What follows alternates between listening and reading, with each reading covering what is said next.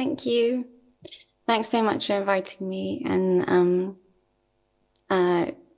facilitating this hybrid concept. My cat's talking to me. Okay, so my text, for the exhibition, it's called Our Fallow State. I think there's some time for questions afterwards, if anyone has any, but I will just read it first. I remember the artist Abby Palmer asking me if I thought I would ever get sick of talking about illness. The truth is, I have mostly stopped talking about it. I don't have much more to say. I have reached through illness into queerness, except that this is not true at all. When I talk about queerness, I am talking about illness. And whenever I've talked about illness, thank you, I have also been talking about queerness. Much like illness, queerness is a cause for distrust, objectification, and denigration. Both can be invisible or unnoticeable to others, a source of pain or joy, shame and refusal, a battle, a curse, a party. Both sometimes require a coming out to ourselves and to others, and sometimes that coming out is not accepted. The way you see yourself is not always mirrored by others who have their own ideas about which category you belong in, healthy or sick, man, woman, or neither, both.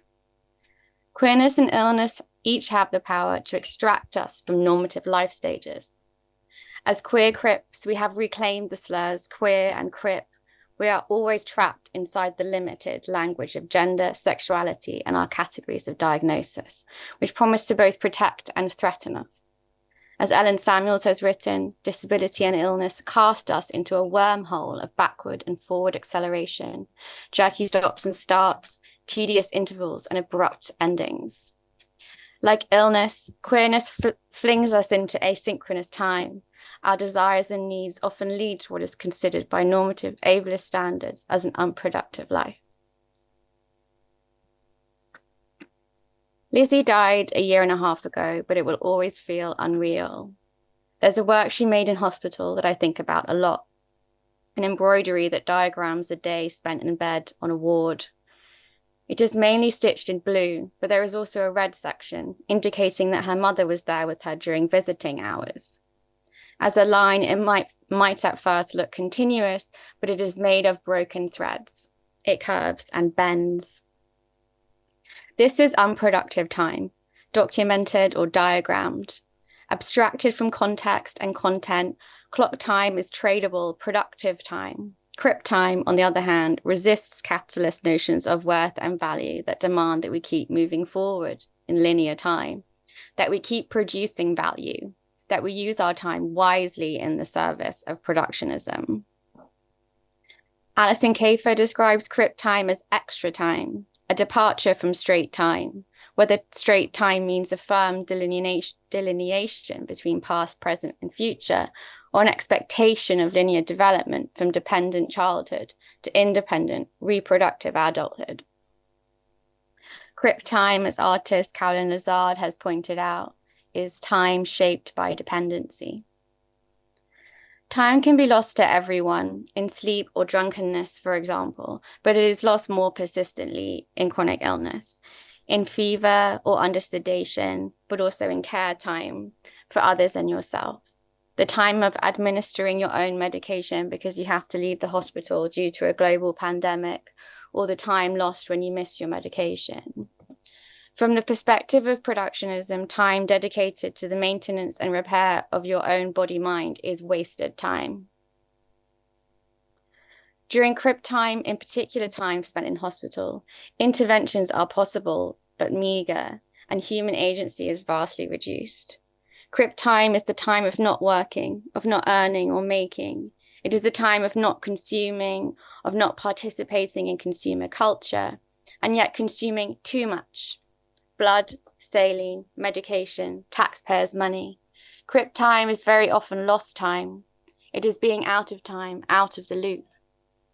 When you have to do so much care work to maintain your own life, someone else might consider that life too unproductive to be valuable. Care time is also considered wasteful.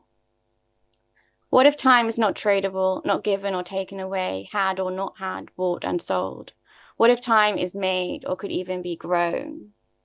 Jenny O'Dowd has written recently of the possibility of not only saving and spending time according to a financial logic, but also gardening it by saving, inventing, and stewarding different rhythms of life. If time is not money, perhaps it could also be something more like beans, which can be dried on the plant and passed to someone else. By this logic, your time can grow out of someone else's, or something someone planted long ago. If time is not a commodity, O'Dowd suggests, we might feel as if we have more of it. It might mean that sometimes the best way for me to get more time would be to give it to you, and the best way for you to get some would be to give it back to me. Gardening time follows a logic of care. As beans, time contains the possibility of more time, and isn't that what everyone wishes for when the people they love, the people who nurture them? More time. Money can buy you productive time.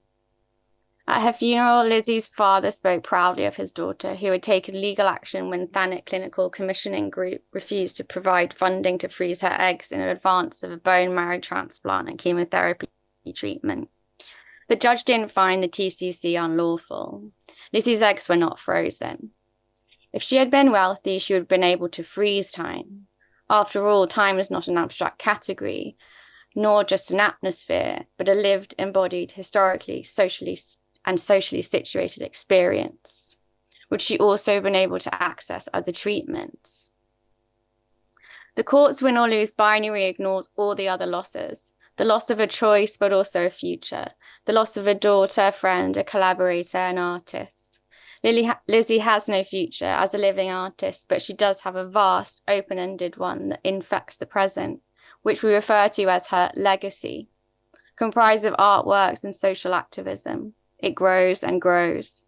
Her work will nurture other work by other crypts, a process more akin to propagation, as when roots sprout from a cutting of a plant. Sometimes I think Lizzie was so much inside her artwork that she will live for as long as the work survives and beyond it. In every video file, every copy, every post, every remembered image or phrase. When we watched her film Sick Blue Sea 2018, the ICA, it was as if she was there, taking the piss out of us, putting on a voice to poke fun at the loss of something as insignificant as a body. Lizzie's voiceover script loops and repeats itself, the voice of a whale, a lowered version of her own. Feeling so sick today, feel so sick, so sick. With illness and queerness, timelines don't look the same as those whose lives comply more easily with clock time, which are performed in normative, regulated time. They don't look like get married and have a family. You can't track them using standard grades or promotion. In his book, Cruising Utopia, Jose Esteban Munoz questions straight time's presentness as a self-naturalizing temporality. The only futurity promised is that of reproductive, majoritarian heterosexuality, the spectacle of the state refurbishing its ranks through overt and subsidized acts of reproduction. For Munoz, queerness is a stepping out of the linearity of straight time into an ecstatic temporality. Through queerness, we have more opportunities, not less, a greater openness to the world, all its paths and possibilities. Queerness is a longing that propels us onwards, he writes, beyond romances of the negative and toiling in the present. You could say this about cripness or queerness. A lot of the time, the two overlap anyway. Does your life course look different because of illness or because of queerness? And how would you even be able to tell? I think of the lost time of stitching, of losing time in your sewing, of not knowing where the time has gone because it has been stitched into fabric, of sewing as a way to see and feel beyond the quagmire of the present, and sewing itself being seen as unproductive, not useful, too amateur, too unnecessary to be considered anything other than a bad use of your time. Sewing resists straight time, like rest or all the time we spend in bed or on the sofa. Sewing enacts care and embodies it. It is repetitive and reparative. It is done in circles. Lizzie's stitch line appears to record time, but only conscious time, the in-between, the time of sleep, medical consultation, sedation goes unrecorded. This time is fallow, the time of repair. Nothing can be produced in order to be sold. There is a kind of value in fallow time, which is characterized by restoration rather than loss. For Maria Pru de la Bellacasa, technoscience that foregrounds maintenance and repair, or a logic of care, offers up different modes of making time by focusing on experiences, in her case of soil care, which have historically been obscured or marginalized as unproductive in the dominant futuristic drive. Soil has always been exploited, whether through total extraction, resulting in dust bowls, or intensifying its nutrients for maximum growth. A logic of care would leave parts of the land at times in a fallow state. Another one of Lizzie's works was a sculpture of lettuces being fed on TPN, or total parenteral, nutrition. The soil swapped out for the liquid sustenance she self-administered is called Intravenous Living Salad, 2018. Installed as part of her retrospective in Margate earlier this year, the piece exhibited Lizzie's sense of humour and her wit. The lettuces are alive, but also dependent on external forces. How long would they survive if their supply of nutrition was cut off? When I saw the work at Lizzie's retrospective, the lettuces looked so healthy and green, despite being kept alive in such unnatural conditions, because of course appearances can be deceiving.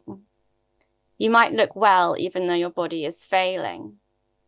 It's also a reminder of an experience familiar to many Crips.